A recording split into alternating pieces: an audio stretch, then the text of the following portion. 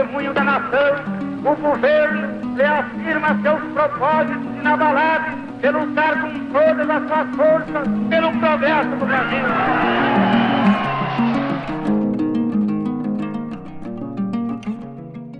Oi, agora a gente está de volta ao módulo de contexto econômico da crise, né? Então, vamos viajar no tempo, vem comigo para a década de 60. Antes, um pouquinho, a gente vai fazer uma breve introdução, que eu já tinha falado no módulo anterior, mas é só para contextualizar um pouquinho, né? No módulo anterior, eu falei um pouco sobre a Revolução de 30, né? O movimento político-militar que derruba o presidente Washington Luiz.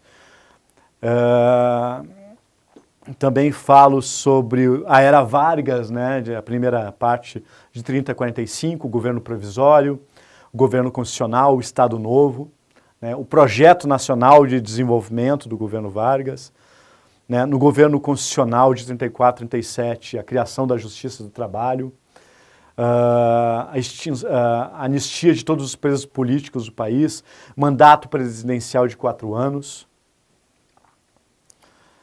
o Estado Novo, né, bastante conturbado, né, com a questão da intentona comunista, é dado um golpe que, de certa forma, contribui para criar o Estado Nacional Brasileiro, criação do Departamento Administrativo do Serviço Público, a consolidação das leis trabalhistas, enfim, Conselho Nacional do Petróleo, Siderúrgica Nacional, Volta Redonda. E aí falei sobre o processo de substituição de importações, sobre o período Dutra, né, que acaba, de certa forma, adotando uma política econômica um pouco mais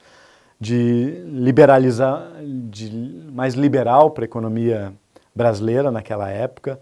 O segundo governo Vargas, uma política econômica mais nacionalista e intervencionista, né, a criação do BNDE, da Petrobras, a campanha do Petróleo é Nosso, né, os ataques virulentos do principal opositor Carlos Lacerda, né, um reajuste de 100% salário mínimo dado pelo então ministro do Trabalho João Goulart, que acaba, de certa forma, trazendo como o grande herdeiro político do Vargas, né, o próprio suicídio do Vargas, em 54, a Carta Testamento, assumindo o Café Filho, trazendo todos os denistas para dentro do governo, a tentativa de golpe, a participação do Marechal Lott para garantir a posse do JK, a eleição da chapa JK Jango, né?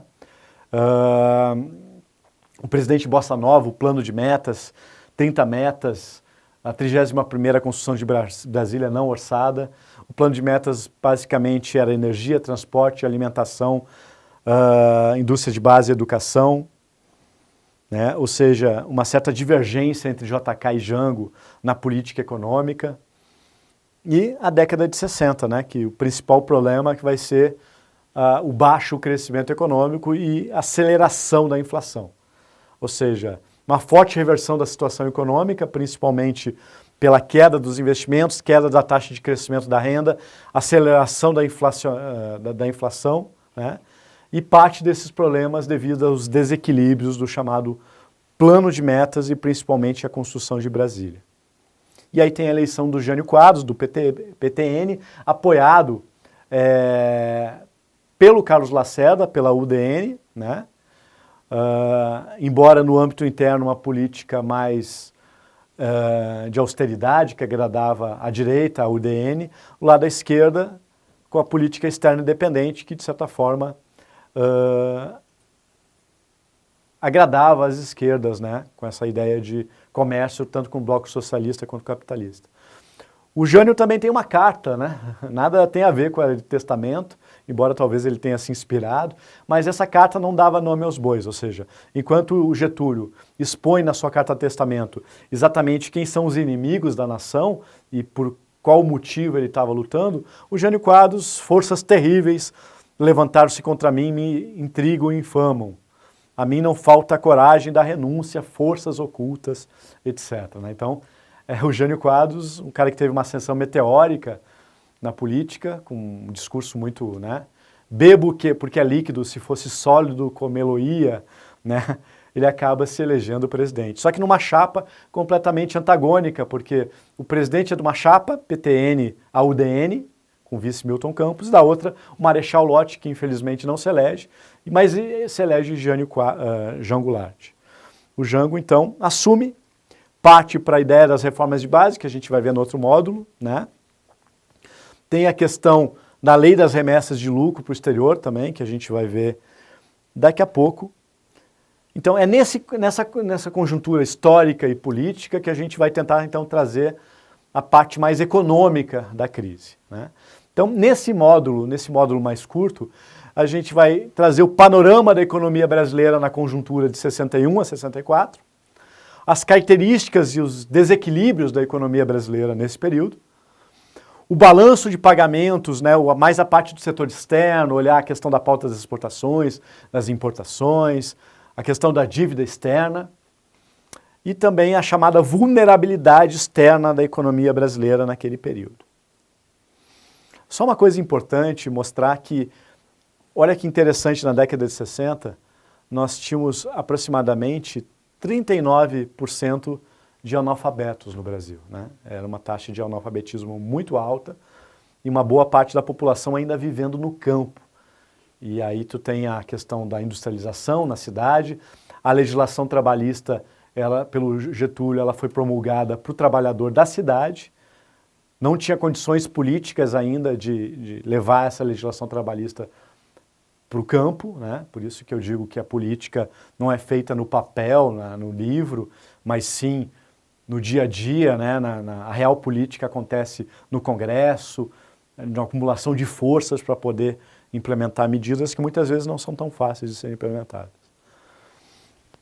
Então a gente vai começar a mostrar o contexto econômico da crise com as duas principais variáveis, que é a taxa de crescimento do PIB e a taxa de inflação.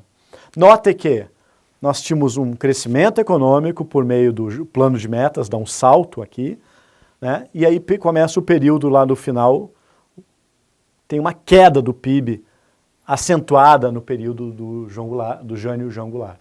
Devido à instabilidade política, né? A própria restrição à remessa de lucro das empresas estrangeiras acaba afugentando o capital estrangeiro, as próprias medidas mais nacionalistas de correção de rumos, as reformas de base acabam não trazendo uma instabilidade política, empresarial, enfim, que acaba contribuindo muito até o período de greves, tanto que o Jango vai ser acusado de tentar implementar uma república sindicalista no Brasil. Então, a estagnação econômica, ou seja, o baixo crescimento do PIB, vai ser algo muito marcante nesses anos de 61 a 64.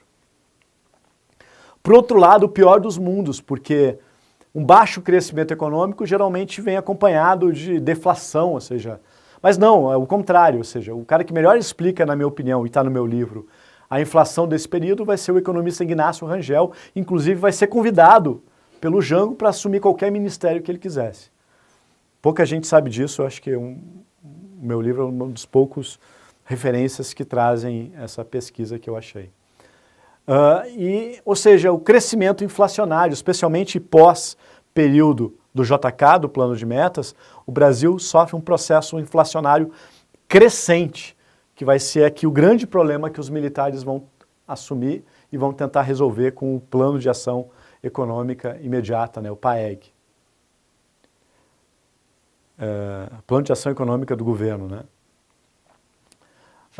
Então, esse é um período de estagflação, ou seja, esse termo econômico, estagnação do PIB com aceleração inflacionária, estagflação. Vamos olhar um pouquinho alguns números que são interessantes, né? Então, o crescimento do PIB, nota que ele tem decaído, ele chega a 0,6 em 63. O crescimento industrial também, puxado principalmente pela queda, né? Queda da indústria, mas a taxa de inflação subindo, chegando a praticamente quase 100%, né, de inflação lá em 64. Então, essa aqui era o grande problema que o governo Jango tinha para equacionar. Ou seja, ele tinha que tomar medidas de curto prazo, porque a aceleração inflacionária ela estava corroendo o salário dos trabalhadores, e só não foi refletido em aumento do desemprego na época, porque nós tínhamos uma estabilidade no serviço, tanto do servidor público quanto do empregado da iniciativa privada. Depois de alguns anos ele acabava tendo estabilidade, que aí surgiu durante o regime militar o fundo de garantia para acabar com a estabilidade do serviço, né, tal.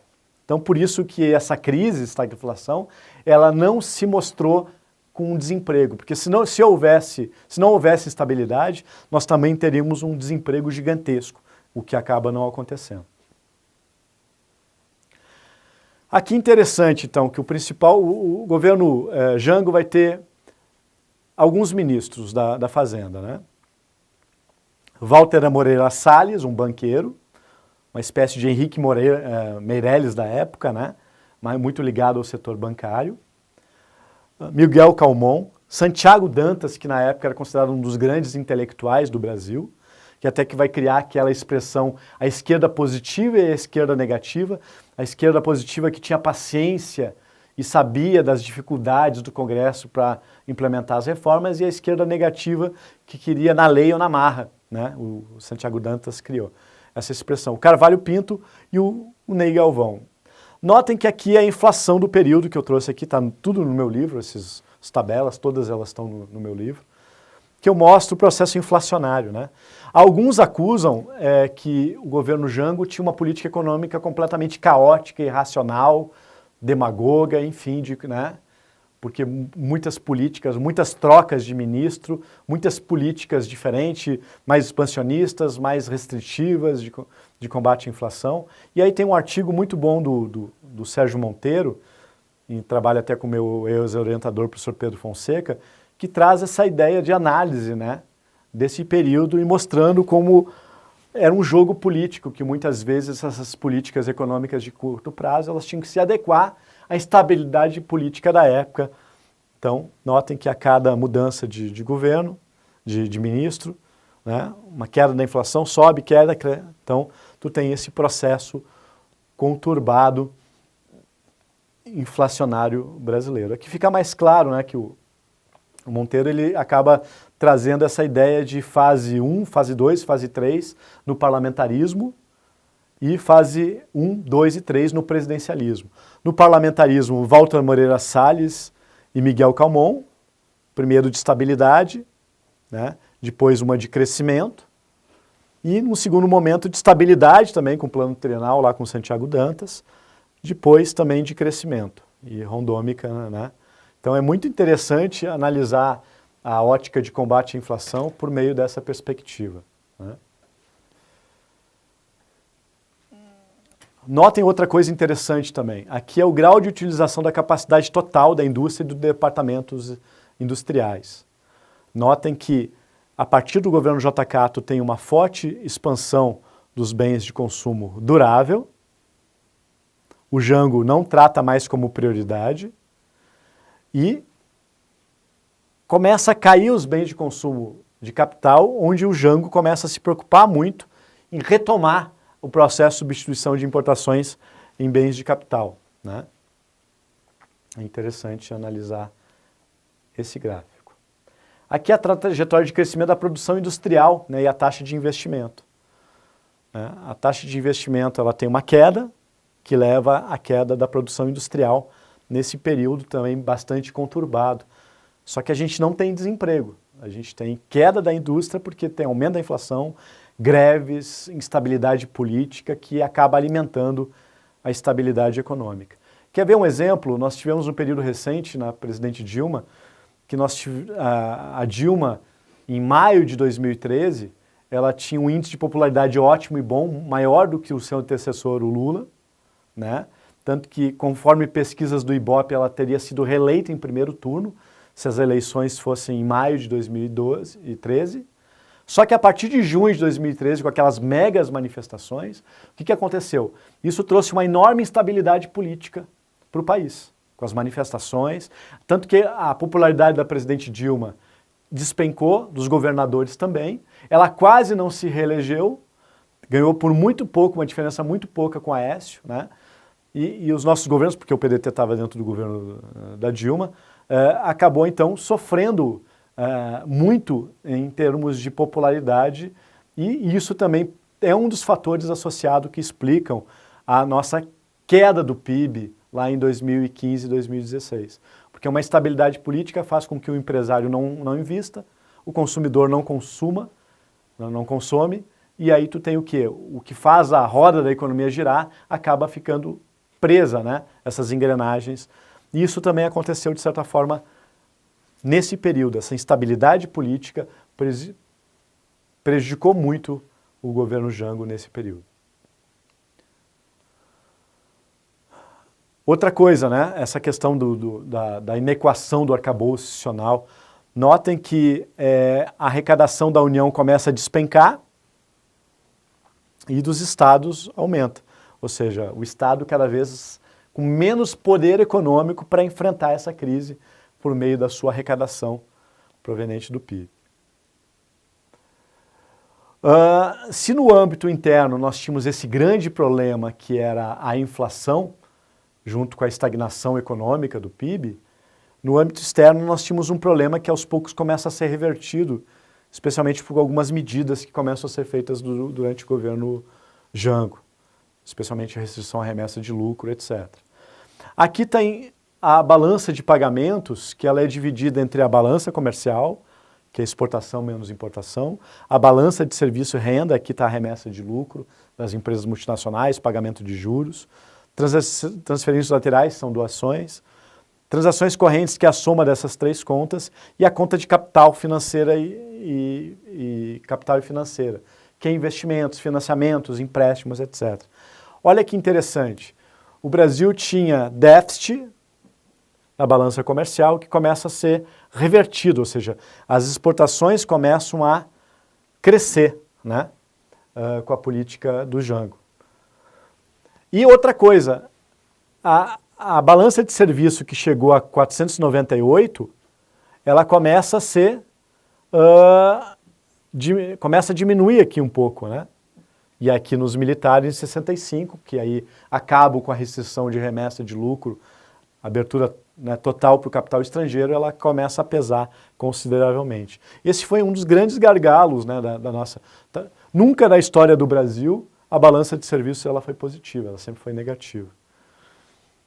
E a entrada de capital, né, que começa a diminuir no governo Jango, principalmente porque essas medidas de contenção e de controle do capital estrangeiro não agradavam as empresas. Durante o governo Jango houve a estatização do que era a antiga CE e CRT no Rio Grande do Sul pelo governo Brizola. Enfim, tanto que o governo JK condicionava a compra, um pagamento maior por essas empresas pelo governo brasileiro para tentar equacionar o problema da dívida externa. Olhem aqui a pauta de importação do Brasil. Era isso que o Jango queria fazer. Ou seja, o Jango queria diminuir essa fatia do bolo, que é o chamado os bens de capital. Ou seja, produzir máquinas e equipamentos, gerando tecnologia. Essa que era a ideia do Jango, que o JK acaba adiando, e o Jango começa a implementar, é interrompido, e depois o governo Geisel, no segundo PND, retoma essa ideia, né, de fortalecimento da indústria nacional e de, embora o governo Geisel, embora eu sustento que foi a retomada do nacional desenvolvimentismo, por meio daquele artigo premiado no prêmio ABDE que eu tinha comentado antes, ele não retoma o trabalhismo. Até porque nacional desenvolvimentismo é uma ideologia econômica e trabalhismo tem mais a ver com uma ideologia política, que geralmente vem acompanhada de uma ideologia econômica. Já por outro lado, as exportações do Brasil, lá em 62, ainda era o café. Nós tínhamos uma base exportadora ainda muito forte, ligada ao setor agrícola, né? Aqui alguns gráficos interessantes, né? Eu fiz uma compilação de gráficos. O primeiro mostra a renda do investimento direto e de outros investimentos, caindo, né? Investimento estrangeiro. Ó. Olha aqui como tem uma queda do investimento estrangeiro durante o governo JK, João Goulart. E aqui a partir com o golpe de 1º de abril. Pessoal, não repitam mais que o golpe foi em 31 de março. O golpe foi em... Eu vejo até setores da esquerda manifestando 31 de março. Não, o golpe foi em 1º de abril. Foi golpe por quê? porque foi decretada vacância na presidência da República com o Jango em solo brasileiro. O Jango estava no Rio Grande do Sul, né? Ele saiu de Brasília, foi para o Rio de Janeiro, não se sentiu seguro e foi para Porto Alegre, Rio Grande do Sul. Então ele estava em solo brasileiro quando foi decretada a vacância, ou seja, foi um golpe civil e militar. Olha, capital financeiro também começa a cair, né? Então, só que as transações correntes, elas começam a ter ou seja, o Jango ele começa a equacionar esse problema das contas externas, principalmente pela restrição da remessa de lucros, né? Que era o que mais pesava no balanço de pagamentos, lá na balança de serviços que eu já comentei antes. Ou seja, são as exportações que, de certa forma, começam a crescer, né? E as importações cair aqui no governo João Goulart. Outra coisa também, o Jango viaja recebido com honras, etc., pelo governo JFK, né, John Kennedy, no sentido de tentar renegociar a dívida externa, porque ela era uma dívida externa pesadamente curto prazo. E o Jango ele consegue equalizar isso. Notem que aqui no amarelo é longo prazo, o laranja, e no preto curto prazo. Notem que essa dívida ela tinha um caráter de muito curto prazo e o Jango consegue, né, em algumas negociações, o Jango era um político muito hábil, só que ele tem que fazer algumas concessões, né?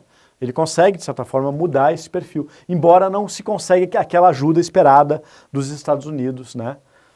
E tanto que alguns autores explicam a maior intervenção dos Estados Unidos por meio da Operação Brother Sun no Brasil ou na América Latina, principalmente quando o JK foi assassinado e Lyndon Johnson acaba assumindo a vice-presidência com uma política externa mais bélica, de mais intromissão. Olha que interessante o que era a Aliança para o Progresso, formulada lá no governo JK, né? E aí muda o JK, o John Kennedy com o vice, com o assassinado, e muda completamente a visão dos Estados Unidos para a América Latina, tanto que vai pipocar vários golpes na América Latina, todos eles apoiados pelos Estados Unidos, muitos deles apoiados pelos Estados Unidos e todos eles alinhados aos Estados Unidos. Conseguir nos países latino-americanos crescimento substancial e contínua renda per capita, garantindo um desenvolvimento cumulativo, melhores condições de vida da classe mais pobre. Embora no papel tudo é bonito aqui, né?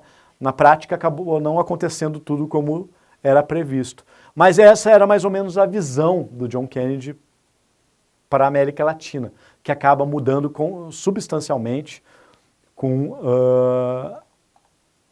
o seu assassinato e o seu vice. É outra coisa também que eu abordo no livro, o projeto de nação do governo João Goulart.